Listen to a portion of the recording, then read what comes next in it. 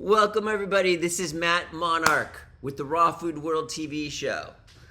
And here I was on Facebook, and I asked the question, if you only could eat two foods, what would they be? Like, you can't eat anything else. When I asked this question, I didn't say think of survival purposes too, even though that's what I meant. And I think most people got it, but after reading some people's answers, I was like, I don't know if they understood. So later I changed it, but now it's all too late. But anyway, so a lot of interesting information came out of this because there were over 100 people responded, and I went through and just like read every single one. When someone said something like pleasurable foods, I'm like, think of survival purposes too, and some replied. Anyway, what was interesting was the combination of two foods that people said the most was salmon and avocado. Like, a lot of people said salmon and avocado, and it's like some people just said salmon was something else, and some people said avocado was something else. But the most amount of people, if you like, who said the same thing was salmon and avocado. I mean, that's pretty profound, and that's just like a good survey of what many people intuitively think as the best food on the planet is. And salmon and avocado, it makes me like want to eat avocados more often. And then I was kind of questioning myself because I eat whitefish, and I'm like, I don't like salmon. It's like meat, and you gotta chew. It's not like whitefish. You chew down and it just melts in your mouth. This stuff you gotta like just chew and chew and chew. Salmon, it's like meat, tough meat. And you have to deal with the salmon taste at the same time, which isn't the best.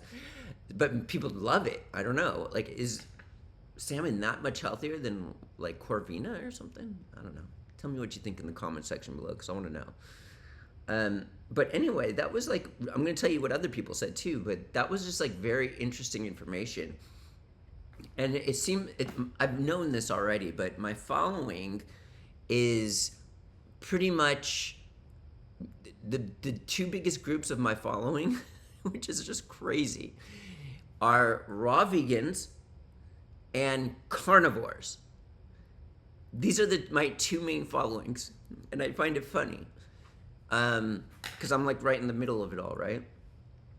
Many people are in these. Okay, so why this happened was like it used to just be all raw vegans that were my following, and whole food eaters, and then a lot of people weren't doing well on raw vegan or raw foods, and then they just like jumped back to. They went to carnivore, felt really good, and so this is why like I have these two followings. I just find it funny, but and they're all interested in what's happening with me because the carnivores are like, oh, he was on a raw vegan diet and he failed like I did, and now like I just want to see what happens with him and what does he do, and maybe he's gonna heal from this pouchitis and go raw vegan again, or maybe he's just gonna go straight out carnivore. I shared my views on meat. I don't eat meat. I do eat fish though, so that many people consider that as meat. So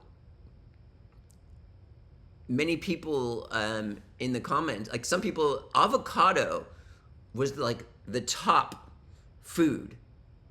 Like it was in the most top like combination with salmon, but also avocado was just in a lot of other people's, and it makes me like, dang, I want to eat avocado again. But I have issues. We're going to talk about that in a second. Let me just finish off with what else was pretty big. So there was a good group of people that just would say like two fruits or something, or a fruit and a nut, or like durian and another like durian and greens, like a fruit and greens, or a fruit and a fat. One person said chocolate and coconut. A lot of women are like, yeah. And then so that was like the raw vegan section, and I'm just like, oh my god, I just couldn't even imagine surviving on something like that now. especially with my absorption issues and where I'm at. But and then there was a lot of people that were like steak and ribeye. I guess those are kind of like the same, but like a lot of people said ribeye and steak, and some said steak and greens, or just like some people said steak and steak, or so it was just interesting to like see. But what's really cool is like the processed foods out of there wasn't any processed foods in all of these responses. I mean, some people were like pizza, it was like 2 or 3 people, but it was hundreds that wrote on my thing, and there was no like refined sugar stuff. There was no processed starch like breads and stuff like that. So it was like everybody's like eats whole foods, and that's key right there. That's like, as you know, what I do is I share what's the most damaging to the human body, and I'm trying to share just what's optimal and trying to break down all barriers and classifications and cults and stuff like that. And eliminating those foods are like the key: refined sugar, processed starches, and stuff like that. That's like the key. That's the key. One of the most biggest keys in diet that you can do, and that it seems everybody across the board was doing that, and it makes me happy. That's like the most important. It's not about carnivore or this. It's like eating healthy. So what happened was this all got me thinking. I was like, dang, I want to eat avocado, but I kind of, if I don't eat perfectly, I go into pain down here in my colon. And what I'm finally something snapped. This is like a big health update right here. Something snapped in me that I finally realized, because I have chronic pouchitis, which I just have to take care of. And then like the pain would go away, and then I could eat things. Like I could go back to lettuce even. But I didn't even realize that was my situation. And that's what I'm guessing is here, because there's always been this like, do I have Crohn's and they did the wrong surgery? But it seems like I'm putting that away to the side and making that like, that's not what it is. And what I'm finally realizing is, ever since my surgery, which was like 2 years ago or 2.5 years ago, I've had pain if I didn't eat perfectly with this diet that I do right now. And I'm beginning to realize I never really took care. So I think that I've had chronic pouchitis for 2.5 years. I just had my colonoscopy, and they discovered that this is just pouchitis that I have right now. And when I eat perfectly, it's fine. But when I go and have lettuce or something, I go into pain from the fiber and stuff. So now I'm going to probably take something to clear this up and then see what happens. And like, for example, this whole avocado thing, it made me want to eat avocado again, but it hurts. So, I mean, I could eat it once, but if I continually do it, going off of my perfect diet to where I'm not in pain, then it could result in issues. And same with any like steamed vegetables I could do for a day or two and be fine. But so that's the deal. So it made me think like, what, like I want to like, so it made me realize that finally I'm like understanding now that I think I don't have Crohn's, and I'm thinking that I've had chronic pouchitis this whole time. That's what everything is leading to. Previous GI doctors said it was a mistake when we said you had Crohn's, blah, blah, blah, blah, blah, blah. So that's my health update. But this whole scenario of top 2 foods got me thinking, like, I really want to be eating avocado. I mean, this is like the intuition of hundreds of people, what they would survive off of. Like, and avocado was there. That's pretty big time.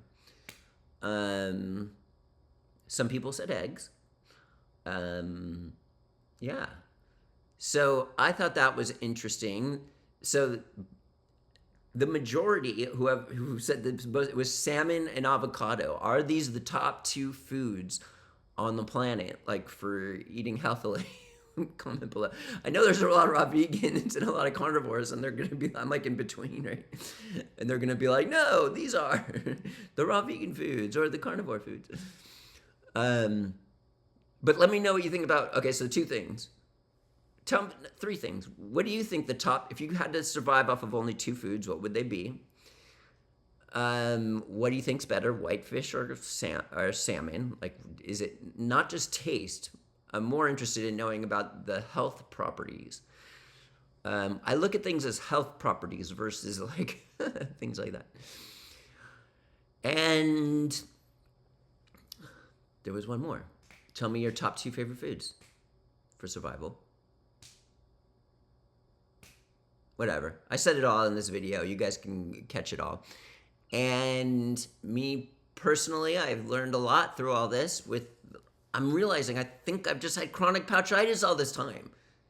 It's what it all shows. It's like all my test results and everything. This is it, man. I have chronic pouchitis. I can maybe, when I've cleared this up, I can maybe go eat salads again. I haven't been able to do that in years. For 2.5 years, I've had this chronic pouchitis, which is just like an infection. It clears right up. Like, hopefully it's going to be gone in 2 weeks because I'm doing something that I don't want to say right now because people are going to be like, oh, you stupid idiot. Excuse my language. Darn it. I wish I didn't say that. It's going to clear this up. What if I could eat salads next month? Like, that's just crazy. And then I'm going to, like, look at my current diet if I can clear this up and be like, hey, I might have to, like, reestablish what I'm doing here. What am I going to do? See, the carnivores are like, is he going to continue to eat? Like, no, the raw vegans are like, is he going to continue to eat fish? The carnivores are like, wait, he could eat more. Is he going to eat animal protein? Like, that's why I've got the following of the two. So this is really interesting. I'm going to call this one top 2 foods on the planet. And this is Matt Monarch. Rocking the... And I'm back. I told you. I said, I'm back. And I came back. That was like my 4th video.